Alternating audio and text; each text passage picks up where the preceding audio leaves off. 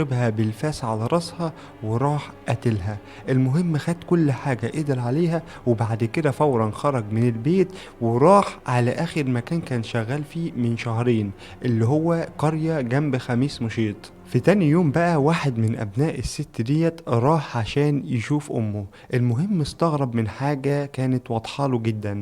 أمه ولا قاعدة بتطبخ ولا كمان بتوكل الغنم ولا بترعى غنم ولا بتبيع غنم.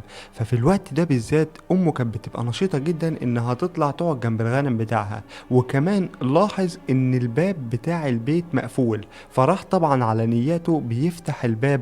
وأول ما دخل البيت اتصدم بالمنظر اللي قدامه. ايه هو؟ امه مرمية على الارض ومقتولة والدم مغرق كل مكان. الشاب ده بلغ الشرطة على طول، وهنا الشرطة وصلت فورا وبدأت انها تلم الادلة كلها اللي في مسرح الجريمة. وهنا بقى نرجع للبشير اللي طلب برضو من الراجل اللي كان شغال عنده في القرية اللي جنب خميس مشيط، طلب منه انه لازم يرجع السودان فورا عشان عنده ظروف عائلية. وهنا طبعا الراجل ما كانش عارف ان البشير ده قاتل، فطبعا وافق على طول. قال له ده انا اهلي عيانين ولازم ارجع لهم دلوقتي ومش عارف ايه. فالراجل قال له ربنا معاك، وراح مخلي البشير يسافر. طبعا البشير هنا رجع السودان فعلا عن طريق البحر، تهريب تاني.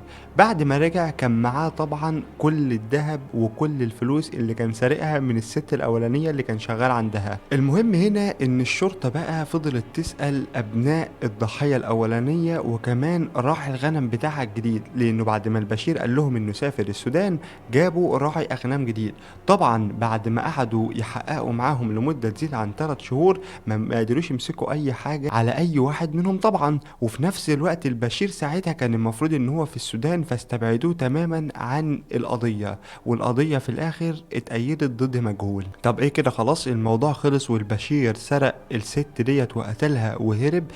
يعني هقول لك استنى معايا للاخر، بس انت مش عامل ولا لايك والاشتراك مش هكمل. لا خلاص هكمل لك. المهم فبعد 12 سنة، سنة 1997، البشير قرر انه يرجع السعودية تاني عشان يشتغل. الفلوس اللي كانت معاه والذهب خلصوا، فلازم يرجع السعودية تاني عشان يشتغل. وفعلا برضه راح السعودية تهريب عن طريق البحر. هنا البشير طبعا هو ما كانش بيدور على حد يشتغل عنده، ده كان بيدور على ضحية جديدة.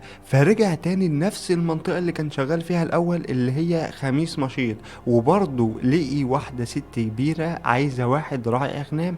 فقال لها أنا كنت راعي أغنام وأعرف في المهنة دي. ولكن اللي ما كانش عارفه إن الست دي كانت أكبر تاجرة أغنام ممكن تكون في المملكة العربية السعودية كلها، مش في قرية